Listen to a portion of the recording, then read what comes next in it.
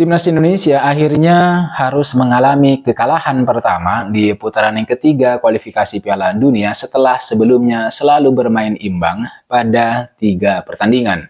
Menghadapi Cina yang berstatus sebagai tuan rumah, Indonesia harus rela gagal membawa pulang 3 poin.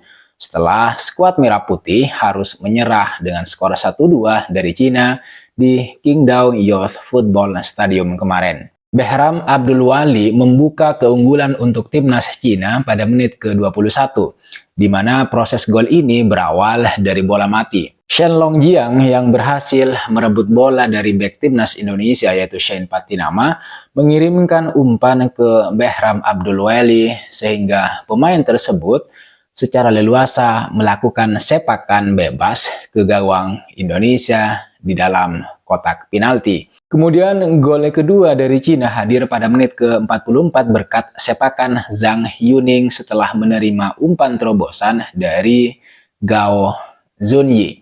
Kemudian satu gol hiburan dari timnas Indonesia dicetak oleh Tom Haye pada menit ke-87. Kekalahan pertama yang diterima oleh timnas Indonesia ini saya pikir berawal dari line up yang dipasang oleh pelatih Sintayong.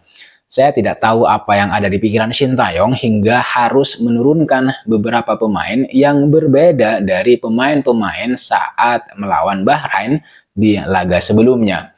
Padahal di laga melawan Bahrain kemarin sebelumnya permainan Indonesia itu jauh lebih baik karena berhasil mencetak 2 gol dan bahkan hampir menang jika seandainya tidak ada campur tangan wasit. Kalau kita bandingkan di laga melawan Cina semalam, memang Indonesia sudah menekan sejak menit awal. Dan bahkan Indonesia mampu menguasai permainan atau menguasai penguasaan bola itu sekitar 74%.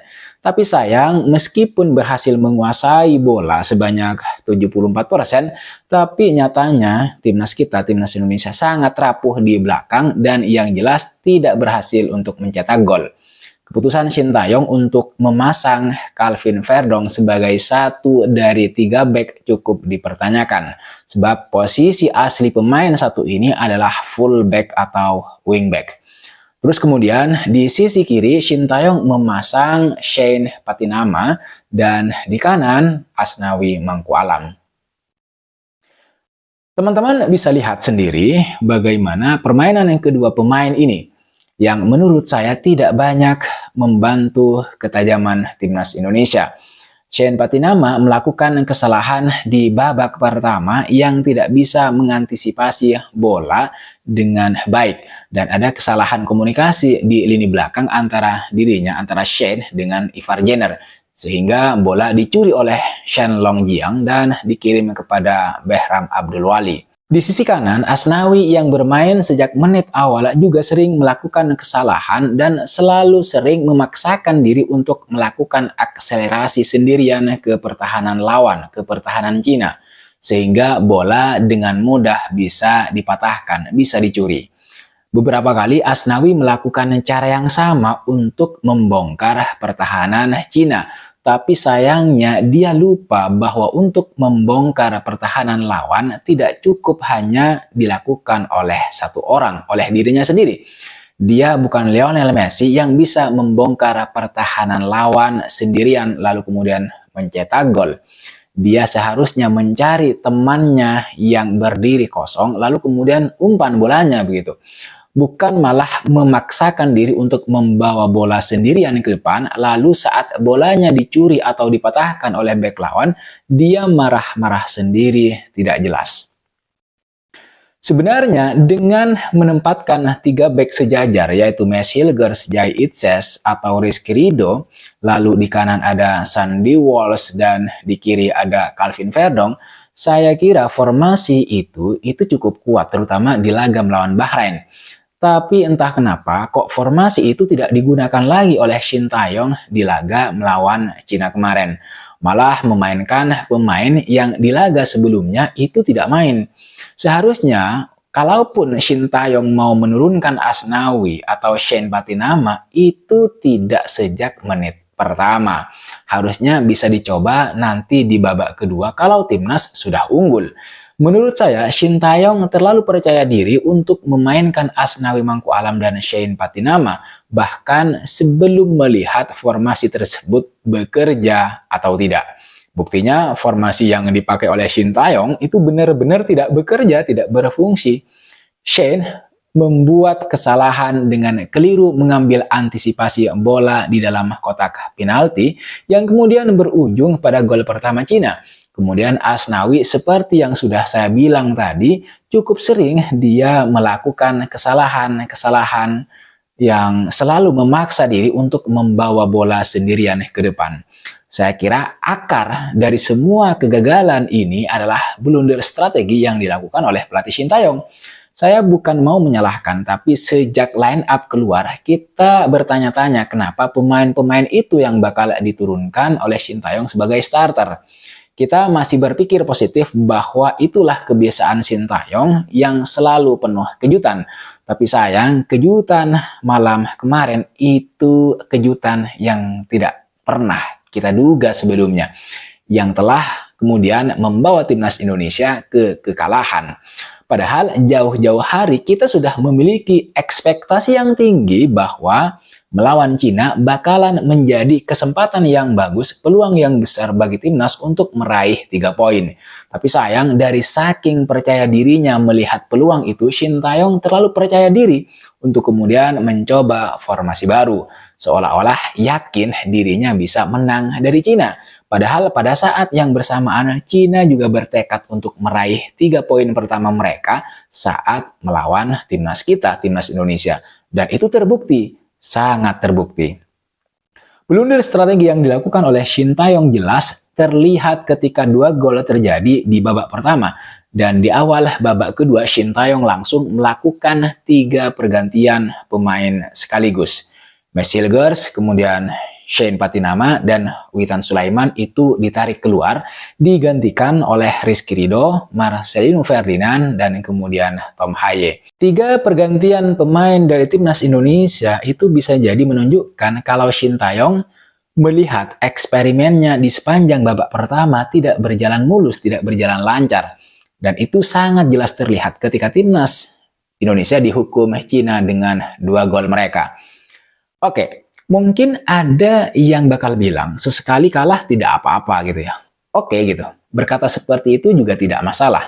Tetapi menurut saya, selama kita punya kesempatan untuk menang, peluang untuk menang, ngapain kita tidak menggunakan kesempatan baik itu untuk meraih kemenangan? Oke, mungkin ada di antara kita yang mau bilang, ya kurang beruntung saja kira-kira gitu ya. Ya jelas kurang beruntung gitu, karena kita kurang memaksimalkan kesempatan yang ada. Karena sejatinya menurut saya, keberuntungan itu selalu berjalan beriringan dengan usaha maksimal yang kita lakukan. Usaha maksimal yang dimaksud, ya kita benar-benar telah memperhitungkan segalanya, segala kemungkinan. Ancaman dan peluang, kemudian kelebihan dan kekurangan, sehingga kalau sudah dipikirkan matang-matang, maka seharusnya kita tidak menurunkan formasi atau line up yang bisa berujung pada kekalahan seperti yang timnas terima. Kejutan atau mencoba-coba formasi memang perlu, tapi perlu dipikirkan juga pentingnya pertandingan melawan Cina. Pertandingan melawan Cina itu penting, dan setiap pertandingan di putaran yang ketiga itu sama pentingnya, semuanya penting, sehingga harus dimaksimalkan dengan baik. Jangan pernah meremehkan tim tertentu, karena misalnya tim tertentu itu tidak sekalipun memperoleh nilai seperti Cina misalnya, lalu kita meremehkan tim tersebut sampai kemudian kita kena batunya sendiri, bahwa ternyata tim yang kita remehkan itu kemudian mampu membalikkan semua prediksi.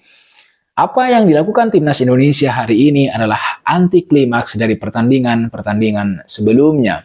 Memang masih ada sekitar 6 pertandingan tersisa. Indonesia masih bisa mengejar poin atau ketertinggalan. Tapi kita benar-benar tidak tahu apa yang akan terjadi di masa depan. Maka oleh sebab itu kita harus memaksimalkan segala sesuatu yang ada hari ini.